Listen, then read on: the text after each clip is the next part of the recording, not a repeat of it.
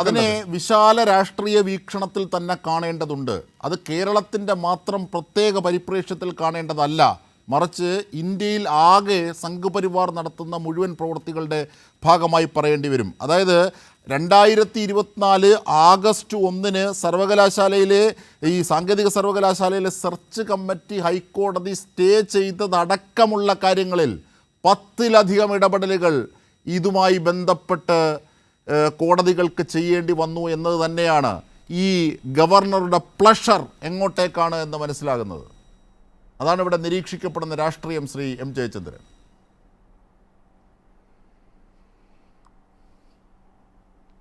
ഇതിൽ അജിംഷാദ് ഈ പ്രശ്നത്തിൽ അടിസ്ഥാനപരമായി കാണേണ്ട ഒരു കാര്യം, വളരെ ഏകപക്ഷീയമായ നിലപാട് ഗവർണർ ഇക്കാര്യത്തിൽ സ്വീകരിക്കുന്നത് ഇതാദ്യമായല്ല. 2021 മുതൽ ഒട്ടേറെ കാര്യങ്ങൾ കോടതിയിൽ ഇതുമായി ബന്ധപ്പെട്ട് നടക്കുന്നുണ്ട്. പക്ഷേ ഇപ്പോഴത്തെ കാര്യത്തിൽ പ്രത്യേകമായി സംഭവിച്ചിരിക്കുന്നത് എന്താണ്?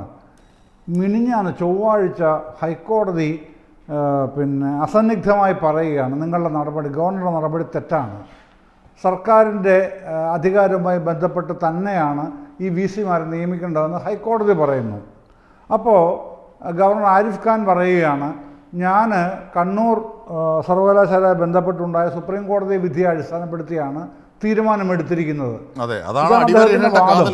ആ വാദം പ്രാഥമികമായി നിലനിൽക്കില്ല. അജിംഷാദ് ആദ്യം ചൂണ്ടിക്കാണിച്ചതുപോലെ തന്നെ അത് കണ്ണൂർ സർവകലാശാലയുടെ ആക്ടിനെ മാത്രം ബന്ധിപ്പിച്ചാണ് സുപ്രീം കോടതിയുടെ വിധി ഉണ്ടായിട്ടുള്ളത്. കണ്ണൂർ സർവകലാശാലയുടെ ആക്ട് സാങ്കേതിക സർവകലാശാലയിൽ, ഡിജിറ്റൽ സർവകലാശാലയിൽ, മറ്റേതെങ്കിലും സർവകലാശാലയിൽ, കേരള സർവകലാശാലയിൽ ഒന്നും അപ്ലൈ ചെയ്യാൻ കഴിയില്ലല്ലോ. അത് വ്യക്തമായി സുപ്രീം കോടതി വിധിയിൽ പറഞ്ഞിട്ടുണ്ട്. അതെന്തുകൊണ്ടാണ് പ്രിൻറ്റു നിങ്ങൾ മനസ്സിലാക്കാത്തത്?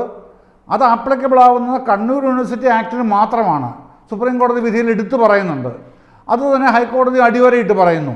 അപ്പോൾ കണ്ണൂർ സർവകലാശാല ആക്ടിനനുസരിച്ച് അവിടെ നിയമിച്ചോളൂ, അതിൽ തെറ്റില്ല സുപ്രീം കോടതി പറഞ്ഞിട്ടുണ്ട്, ഹൈക്കോടതി എൻഡോഴ്സ് ചെയ്യുന്നുണ്ട്.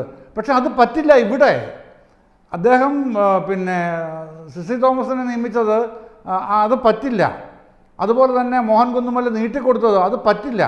സർക്കാരുമായി ബന്ധപ്പെട്ട അത്തരം കാര്യങ്ങൾ നീക്കാൻ കഴിയൂ. അത് ഗവർണർ എന്നുള്ള നിലയിലല്ലല്ലോ. അതിലേക്ക് പോയാൽ എത്ര സംസ്ഥാനങ്ങളിലെ പ്രശ്നങ്ങളുണ്ട്. ചാൻസലർ എന്ന നിലയിൽ തുടങ്ങിയത് എവിടുന്നാണ് തുടങ്ങിയത്? വസന്ത കേൾക്കണം, എന്താണെന്നറിയാമോ? തുടങ്ങുന്നത് 2021 നിങ്ങൾ മഹാരാഷ്ട്രയിൽ കോൺഗ്രസും ശിവസേനയും NCPയും ചേർന്ന സർക്കാരിൻ്റെ കാലത്താണ് ഗവർണറെ ചാൻസലർ പദവിയിൽ നിന്ന് ഒഴിവാക്കി ആദ്യം തീരുമാനം വരുന്നത് ഇന്ത്യയിൽ സമീപകാലത്ത്. അത് 2021 മഹാരാഷ്ട്രയിലാണ്. അതെന്തിനാണ് നിങ്ങൾ മറക്കുന്നത്? അത് മുമ്പിലുള്ള വസ്തുത, യാഥാർത്ഥ്യമല്ലേ? അത് അതിൻ്റെ അകത്ത് രാഷ്ട്രീയമാണോ കാണേണ്ടത്? അല്ലല്ലോ. അത് കഴിഞ്ഞിട്ട് പിന്നെ എവിടെയാണ് വരുന്നത്? പിന്നെ തൊട്ടടുത്ത വർഷം പശ്ചിമ ബംഗാളിൽ അതേ തീരുമാനം ഉണ്ടാവുന്നു. അതേ തീരുമാനം 2022 തമിഴ്നാട്ടിലുണ്ടാവുന്നു. അതേ തീരുമാനം 2022 കേരളത്തിലുണ്ടാവുന്നു. കേരള നിയമസഭ പാസ്സാക്കുന്നു. പക്ഷെ അതിനെതിരെ ഗോഗ്വ വിളിക്കുന്നു. എന്ത് സംഭവിച്ചു? സുപ്രീം കോടതി പോകേണ്ടി വന്നു സംസ്ഥാനത്തിന്. ആ കേസ് ഇപ്പോഴും നടക്കുകയല്ലേ? അപ്പോൾ നമ്മുടെ വിദ്യാഭ്യാസ മേഖലയെ അഖിലേന്ത്യാ തലത്തിലുള്ള, അഖിലേന്ത്യാ നിലവാരത്തിന് മുകളിൽ പല ഘട്ടങ്ങളും നമ്മൾ എത്തിയിട്ടുണ്ടെന്നുള്ളത് ഏത് രാഷ്ട്രീയ വൈരിയും രാഷ്ട്രീയ എതിരാളിയും സമ്മതിക്കും പല മേഖലകളിലും. പക്ഷേ ഇത്തരത്തിലുള്ള ഈ ശൃഗാല തന്ത്രങ്ങൾ, കുറുക്കനാണല്ലോ, അതേ കുറുക്കൻ്റെ തന്ത്രങ്ങളാണ് ഈ ആരിഫ് ഖാൻ ഇപ്പോൾ ആവിഷ്കരിക്കുന്നത്. എന്തിന്? ഇതാണ് ചോദ്യം.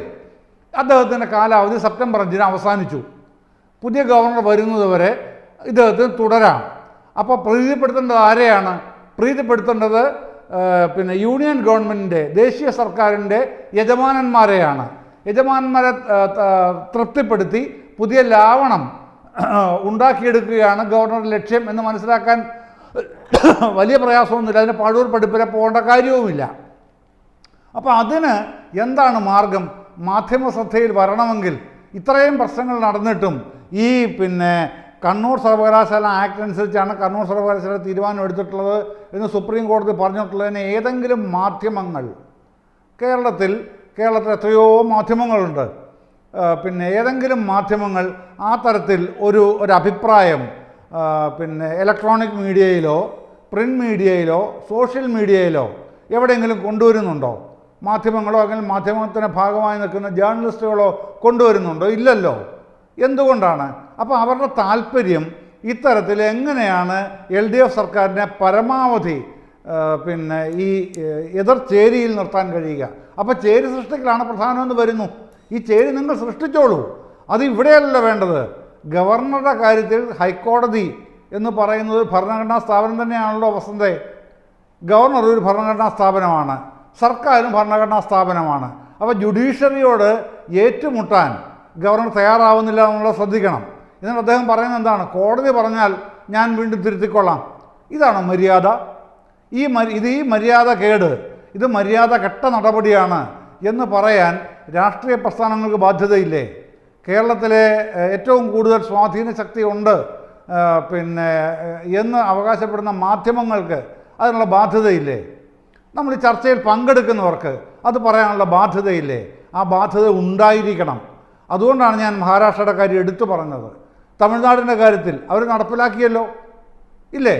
അപ്പോൾ ഇവിടെ ആകാം എന്ന് വരുന്നത് ഇങ്ങനെ ഒരു സെറ്റ് ആൾക്കാർ കൂടെ നിൽക്കും, ഏത് നിലയിലും നിൽക്കും എന്നുള്ളത് കൊണ്ടാണ്. അങ്ങനെ നിൽക്കുന്നത് കേരളത്തിൻ്റെ താല്പര്യത്തിന് അനുകൂലമാണോ? ഏതെങ്കിലും തരത്തിൽ കേരളത്തിൻ്റെ താല്പര്യങ്ങളെ അത് ഹനിക്കുന്നുണ്ടോ? അത് അടിവരയിടേണ്ടതാണ്.